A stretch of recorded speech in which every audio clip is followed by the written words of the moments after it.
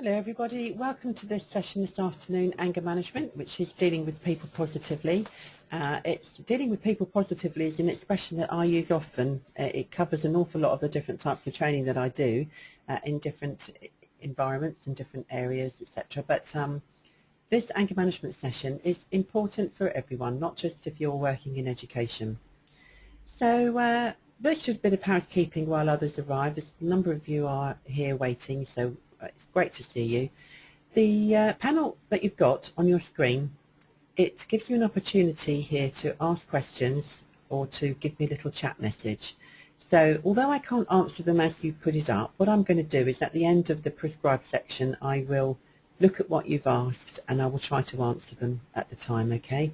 Now the other thing to think about is if you've got any technical problems during the webinar, if it goes flat after a while, or you can't hear or you can't see, whatever it might be, sometimes with schools and colleges that does happen, then just send me an email and I'll make sure that you get included on the list of people who's going to get a recording. With the software that I use, sometimes what happens is if you've attended the webinar, you go on one list. If you haven't attended, you go on another list. And it may be that it will show you've attended and you won't get a copy of the recording. So just send me an email and we'll organise it for you. So anger management then, this deals with or links with emotional intelligence, and we do know that in life you would have necessarily need for high emotional intelligence and low emotional intelligence, and anger management is being able to deal with your feelings and emotions in a positive way without letting your initial gut reactions take control. Let's look then in a classroom scenario, because I think it's important that we look at that. There are some short-term triggers of poor behaviour, and these short-term triggers can lead to feelings of anger. We need to recognise the signs. It's our job to do that. And the first line here is got perceptions of injustice, and it could be that your young person, the person in your class or the person you work with feels picked on. You may feel picked on. That might be something that you feel, and it could create feelings of anger in you. There are other things here, being shouted at, tiredness, being bullied, not being listened to. You know, they are all triggers, whether you're in a classroom or not. That's life itself, but it can make you feel stupid and inadequate. So if you transfer those feelings to students in your class, it's going to be the cause of some conflict and for their anger to not be managed. So these are the top 9, and it's important to recognise these signs. And remember, it's the trigger. It's not the age of the person. Anger affects all of us. But in school and college, of course, we're the role models. So we really should be modelling the anger management skills that we would like to see. That's why it's important to gain them for yourself. So we'll carry on through, and I just want to show you a couple of pictures here. Any one of these could be a trigger for you, and looking at the supermarket queue, personally I don't do that. As little as possible I go shopping, but you know, if someone pushed in when you've been queuing for a while, that would make you feel a number of different things. It could be that you're irritated, it could be that you feel frustrated, angry, how dare they, why does it always happen to me? You know, will you confront it or will you let it happen? If it's something that happens over and over and you don't deal with it, then that's going to increase the anger. But some things, it's about misunderstanding of communication. So if you look at this fellow with the orange top on, the first reaction from some might be, oh, he's really angry, he's about to punch me. You look at him, he's furious about something. But actually, he could just be very happy. His team may have just scored a goal. He may have just got some good news. There's lots of ways of looking at the same thing, and it's the mindset switch that we need to think about. There's other things here, road rage, packed travel arrangements, and for students that's probably quite a reality, certainly in the area that I'm in. Some buses go past completely full and the students can't get on them. So there's irritation here, which can lead to anger. Okay, so we can start to build up a picture. Some people think, why does it always happen to me?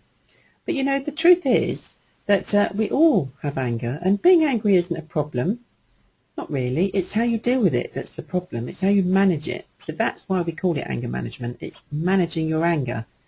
Not that you mustn't have it, but that you have to manage it. And it shows itself in lots of different ways. And here's verbal and non-verbal angry behaviour, or aggressive, because it's aggressive, isn't it?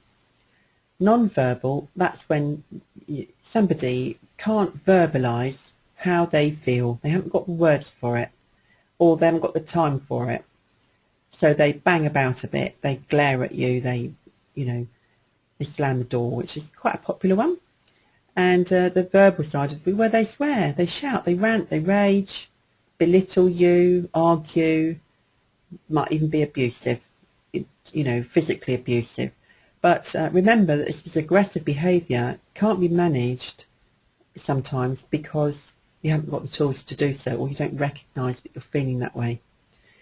I would say we've all got situations which repeatedly test us, and that means that we've got buttons, we've got emotional buttons. It could be that your students know what they are. It could be that there's a scenario played out over and over again in your class or in your work life or your personal life, and it tests us every time. And if you're in a classroom situation, your students probably know what your emotional buttons are, and my goodness, they will manipulate you. They'll press the button knowing that they'll get the outcome that they desire. So sometimes it's because they want to be sent out, or they want to have an argument with you because it stops learning, for example. So think about your emotional buttons, because we've all got them. You could write down 10 things or people or situations that have made you angry or do make you angry. You don't have to be in any order. If you can try this for yourself, you might be able to help your students to deal with it this way also. So write down 10 things. So if you show anger for the same things repeatedly, it's your job to try to find the way to change before the switch happens, before you go from being in a reasonable mood state of mind to being completely in the outer atmosphere with your anger, because we all know that that's what happens. There is a switch. So once you've thought about your 10 things, think about what was the switch. How did you feel?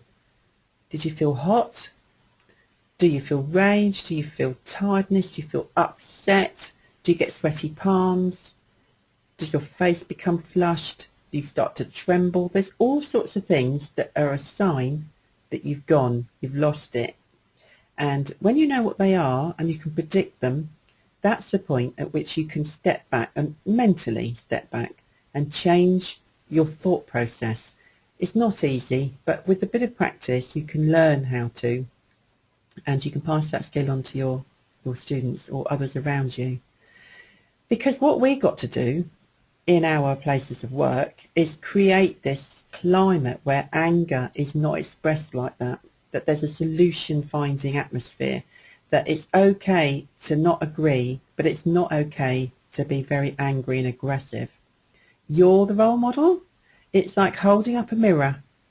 So if you're angry, that's what you get back. And you know what? Sometimes we bring our own brand of inappropriate behaviour to the scenario and we wonder why things get heated. Just think about it. It can be your position on a particular scenario that stops it from being concluded. So I'm asking you then to consider about being mindful. This is the conflict cycle, and I've very much simplified it here because I like to keep things simple. The reason I like to keep things simple is because the young people I work with appreciate it. They don't want to have lots of long words, long explanations. They just want to know what you mean. So the stressful incident that's displayed here on the conflict cycle, that could be one of many things. And we could give the example lateness, okay? I said in that other slide about the bus being full, and a lot of my students have problems like that, or the train. So it is very much a reality. So let's use that as an example. It could be that they've made every effort. They've had to walk a long way, they've had to get up early, they've had to miss breakfast maybe, they got to the bus stop, the bus didn't come, or it did come, didn't let them on, so they ended up being late, and they've come to college and they know they've worked hard to get there. So their feelings are, oh, blimmin' heck, I'm not going to get told off now. If they tell me off, that's going to be it. I'm going to go. That's it. So what we need to be doing is being careful to observe what kind of state the students are in. Now, how we react to that decides whether you go back around the conflict cycle or you come off the conflict cycle. So if you then shout at your student, get angry, become irritated, frustrated with them, then you will go back around, because that becomes the next stressful incident. The student will feel aggrieved. Why are you picking on me? Injustice, tiredness, all of those things. That stressful incident now is the next stage, the next circuit around the conflict cycle, okay? So this could be you. This could be you. You could have a flat tire and come to work and someone has a go at you about it. You know, it's really simple. Mindfulness is about thinking about those things and making a change to it. So some important issues to consider then. Give yourself time to get calm. You know, they talk about counting to 10. I'm not sure that counting to 10 is really what I would like to say. Well, I count to 10. What the hell is that going to do for me? I've counted to 10. But I think the time of counting to 10, if you use that time to think about a different approach, try to switch what you're going to say, and we'll look at that in a second. Make sure that you give a chance to take on board the other point of view or defer that opportunity. I am going to listen to you, but we will have to do that later. Okay, so take on their point of view, even if you disagree.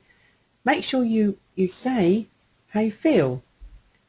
It's okay to say how you feel. It's not okay to be angry about how you feel. Use words like I, and then make sure you find a way to find a solution to the problem. And if it's a repeated problem, then rather than let it keep on going round, then find a way to find a solution. Now, there's lots of techniques for this, ways of overcoming anger. You know, we could go on, but some things to avoid. Laying the blame on the other person. So you might say, well, you did this. It's because of you that this has happened. It's your fault. I think the word you is very negative. It's personal. It's attacking. And someone who receives that word will take it personally, will want to attack back because they feel they need to defend themselves. So you've got to avoid doing that. There's no point in devaluing. You could say, oh, you won't amount to much. You always get this wrong. Make it, exaggerate it. I've told you a million times. And sarcasm, although it's got its place in witty banter, it hasn't got its place in an angry exchange. Certainly with young people it can be quite hurtful, so you avoid that, really. Adults get blamed for a lot of things, and we have to accept that if you're in education particularly, because you're working with young people. But if it sends you around the conflict cycle again, the blame, then it's your job to step away and say, I'm accepting that you think it's my fault, but we are going to find a solution. So here's a way of trying to break that down a little bit, give you some more techniques. I've got one here for an example for the student. Right, so the student, you know, your teacher doesn't listen when you're telling them why you're late. Well, I can see a pattern here with lateness. I hadn't intended to go down that road, but we have done. So the way you think about that, your angry thoughts are, well, they don't care about me and they don't believe me. They don't care why I'm late and they don't believe me anyway. They're not bothered.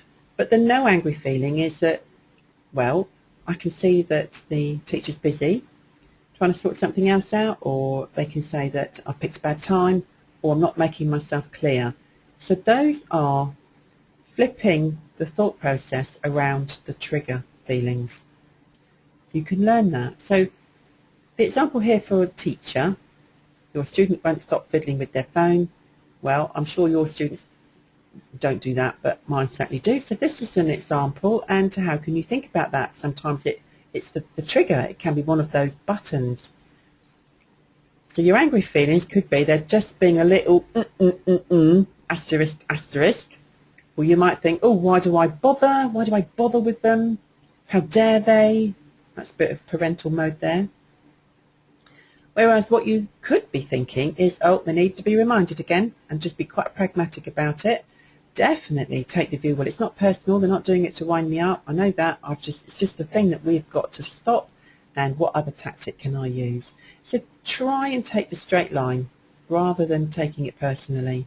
So that's, start to believe it.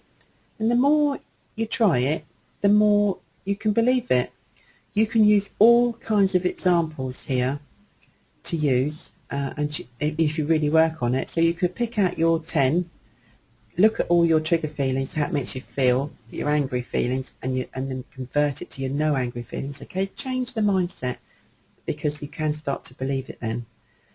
So remember, we have to separate the behaviour that's upset us and work out the effect it's had on our behaviour. That's the bit, that's the 0 to 10. Don't just count to 10, use those 10 seconds to think about what your no angry feelings are, because you've got to be mindful of the emotion it's created in you. It's not good, because then we just react. But remember, there's time to do that, because you've got to find a solution with your students. So that was a small taster of the kind of things with anger management, just a few things. You might be able to use them at home, at your place of work, or with your students one-to-one, whatever. But when I was the behaviour lady, and when I was developing behavioural support function, I put together an anger management scheme of work, because we recognised that that was the basis on which we could work with our students. So we had these one-to-one sessions, 30 minutes, which we could work with. ALS could run them, pastoral tutors could do it, we ran them in tutorials. As I say, we did it one-to-one, or for anyone. You don't have to do it with the students. It can be part of your CPD in teams at work, because it's always a good thing. It's quite a nice way, sort of investors in people approach. So the scheme of work was over 6 weeks. So if your students were, perhaps they were in inclusion a lot, or they were on probation or on a behaviour contract, it was about putting the programme into easy 30-minute sessions. So we got worksheets, explanations, etc., and then we trained some staff to work with the students. But actually it's not difficult to use this pack, because it's very self-explanatory. So the scheme of work runs over 6 weeks, and this is a little taster of the first 2 sessions, introduction to it. You've got all the resources that you might need to use, the activities that you do, and what the student's going to do as well. So that's how it looks. And the actual pack contains assertive activities in very easy language, very thought-provoking things to do, kinesthetic stuff, so physical activities. There's clips to watch, YouTube videos, there's quizzes online, paper quizzes, there's all kinds of things. And it's about helping everyone, including the people working with the students, to turn their thoughts from negative to positive. It's really good. Had lots of good success with it. And the other thing, of course, we looked at body language, because sometimes we look at our own, but we don't look at others. What are we understanding from it? Techniques for self-esteem, because sometimes low self-esteem can be the cause of anger, feelings of low self-esteem.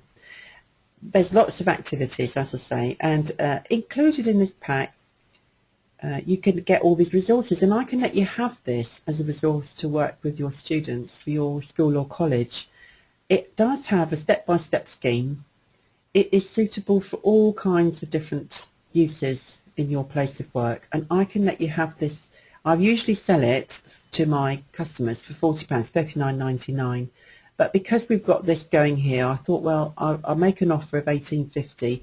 It comes in a bound volume. You get all the master resources, plus you get a USB with all the documents on there already. So you can make amendments to them to suit your students or the difficulties they're having.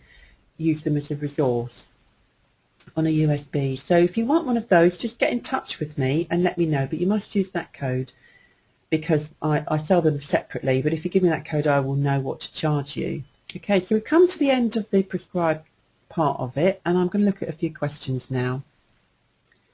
And crikey, there are a lot of you, so let's have a look at a few questions and we'll go from there. Here's one, conflict cycle. Question is, conflict cycle, coming off the conflict cycle, don't you worry about losing face? Don't you worry about losing face? Well, no is the answer to that. Sometimes we worry about that. I think students worry about that, and that's how their anger can escalate, because there is no way they're going to lose face. It's not a competition. But our job as the adults in the relationship is to find a conclusion where everybody's happy and learning still takes place, and we can move forward with these students and keep the relationship positive. So no, I don't worry about losing face, and nor should you. If you do worry about losing face, then that means that you're expressing low emotional intelligence. It's not about winning, it's about finding a right solution for everybody. What we want is to get off the conflict cycle. And here's another question. Short-term trigger. Short-term trigger, what do you mean by failure to understand an instruction? Okay. Failure to understand an instruction, it could be that you working with people and then you say, right, is everybody clear about that? You all know what you're doing?